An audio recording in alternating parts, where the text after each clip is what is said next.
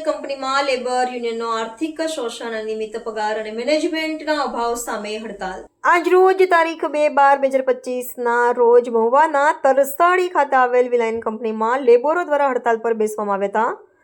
જ્યાં લેબરોનો પૂછવામાં આવ્યું તો જાણવા મળ્યું કે અહીં કંપનીમાં લેબરોનું આર્થિક શોષણ થાય છે અને તારીખ મુજબ પગાર પણ ચૂકવવામાં નથી આવતો અને ગમે ત્યારે રજાઓ પણ આપી દેવામાં આવે છે અને કોઈ પણ જાતની જાણ કર્યા વગર છૂટા પણ કરી દેવામાં આવે છે એવો લેબરો દ્વારા જાણવા મળેલ છે અને કોઈ પણ જાતનું કંપનીમાં મેનેજમેન્ટનો પણ અભાવ જોવા મળે છે. જેવા લેબરો દ્વારા જાણવા મળ્યું કે અમને દિવાળીના હકના રજાના પૈસા પણ ચૂકવવામાં આવ્યા નથી અને અમારું આર્થિક રીતે શોષણ પણ કરવામાં આવી રહ્યું છે. સ્થાનિક લેબરો દ્વારા એ પણ જાણવા મળ્યું છે કે યુપી બિહારથી આવેલા લેબરોનો પગાર રેગ્યુલર રાખી દેવામાં આવે છે અને સ્થાનિકોને વધારે માટે પણ વલખા મારવું પડે છે. જ્યારે અહીં ભાવિકભાઈ દ્વારા જાણવા મળ્યું છે કે અમને જાણ કર્યા વગર ટ્રાન્સફર ઓર્ડર કંપની દ્વારા કરી દેવામાં આવ્યો છે. જ્યારે ભાઈને પૂછવામાં આવ્યું ત્યારે એમણે જણાવ્યું કે મને જાણ કર્યા વગર તમે ટ્રાન્સફર ઓર્ડર મને કેમ જાણ્યા કર્યા વગર ઓર્ડર આપી દેવામાં આવ્યો. કુમારી મુકેશભાઈ હળપતિ. આજે શું પ્રોબ્લેમ છે અહીંયા? આજે જે લેબરોને છૂટા કરવામાં આવ્યા છે તે લોકોને પરત લેવામાં નથી આવ્યા. શું કારણસર છૂટા કરવામાં આવે એવું કહેવામાં આવે? પગાર સારું બોલેલા એટલે છૂટા કરી દેવામાં આવ્યા. પગાર તમને રેગ્યુલર મળી રહેશે કે નથી મળતો. 1 થી 11 તારીખ બી આવી જાય છે. 1 થી 7 તારીખ સુધીમાં પગાર કરવામાં આવે છે. છોકરીઓને ધમકી આપવામાં આવે છે. શું ધમકી આપવામાં આવે? કામ કરે નહીં તો કાઢી મૂકવામાં આવશે. તે દરમિયાન તમે કામ નહીં કરતા હોય? હા, એ દરમિયાન તમે ત્યાં કામ કરતા હો છો? હા, કામ કરતા હોય છે. એક મશીન ની જાય એટલે સાથે કાઢી મૂકવામાં આવશે એમ કહી દે છે. કુલર પાણીનું. ભાવિક કુમાર અનિલભાઈ પટેલ.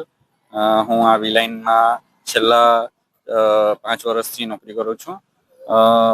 નોકરી દરમિયાન કંપનીને જરૂર હતી તેટલો ટાઈમ મેં રોકાતો, કંપનીનું કામ કર્યા એ દરમિયાન પણ એમનો ઘણીવાર મારા જોડે થોડો અવ્યવહાર રહ્યો છે.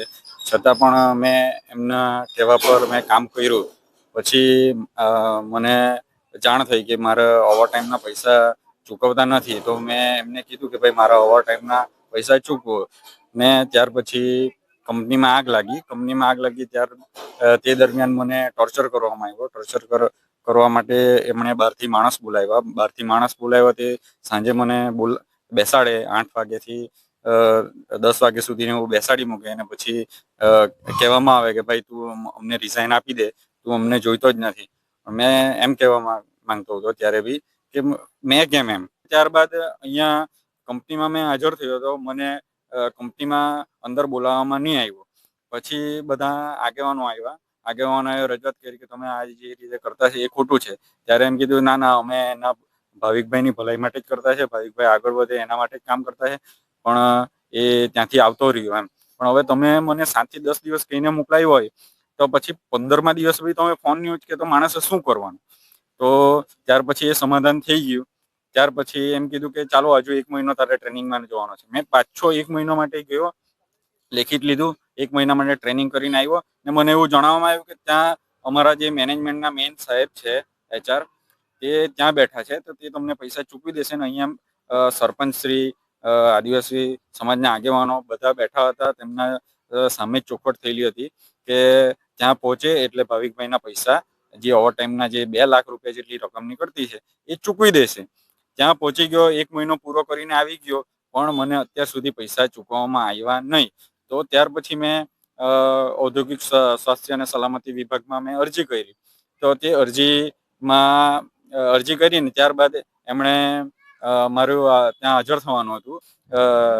અહીંયા ફોન અલાઉડ નથી, તો મેં ફોન નહીં લાવતે. પણ તમે આવી રીતના ખિસ્સા પકડો ને આવી રીતના મને હેરાન કરો એ નહીં ચાલે. પછી એમ કહેવામાં આવ્યું, મેં ફોન સાઈડ પર મૂકી દીધો. પછી એમ કહે કે ભાઈ તારે ટ્રાન્સફર છે, તારે સિકંદરાબાદ જ જવાનો છે. મેં સાહેબને એમ જણાવ્યું કે 2 મહિના આગળ મારી જરૂર તમને અહીંયા હતી, હવે તો મારું કેમ ટ્રાન્સફર આપી? તો મેં એમ કીધું કે તમે મારા પૈસા ચૂકવી દો, પછી મેં મારી રીતે મેં કરી લેવા. તો એમ કે તારે ટ્રાન્સફર નહીં આપવું. એ લોકોએ મને ટ્રાન્સફર લેટર આપી દીધો. હવે મને 7 દિવસની અંદર જવા કે, તો 7 દિવસની અંદર મેં મારા ફેમિલીને કેવી રીતે હેન્ડલ કરવાનો? એ 7 દિવસની અંદર થોડો મેં જતો રહેવાનો. તો તો એમ કે અમારી પ્રોબ્લેમ નહીં મળે, તારી પ્રોબ્લેમ છે, તારે એવું હોય તને પ્રશ્ન હોય તો પછી તું રિઝાઇન આપી દે ને છોડીને જતો રહે. તો મેં કીધું મને મારા પૈસા તમે ચૂકવી દો તો મેં જતો રહેવા, પણ તે છતાં પણ આજની તારીખમાં બી પૈસા ચૂકવવામાં નહીં આવ્યા અને એમનું વર્તન થોડું મારા માટે અવ્યવહાર્યું રહ્યું. તે માટે પછી બધા વર્કરો પણ મારા સપોર્ટમાં આવ્યા અને વર્કરોનો બી પ્રશ્ન છે કે અત્યાર સુધી ફેક્ટરી એક્ટ 1948 હિસાબે ડબલ ઓવરટાઈમનું ચૂકવવાનું હોય તે ચૂકવવામાં નથી આવ્યું ને વારંવાર આદિવાસીઓના પ્રશ્નો ઊભા હોય, વારંવાર એ લોકોને હેરાન કરવામાં આવે, બોનસ ના આપવામાં આવે, 500 રૂપિયા એટલે કાપી લેવામાં આવે, એવા ઘણા બધા પ્રશ્નો છે ને આવી રીતના વારંવાર વર્કરોને હેરાન કરવામાં આવે એટલે બધા વર્કરો આજે હડતાલ પર ઉતર્યા છે.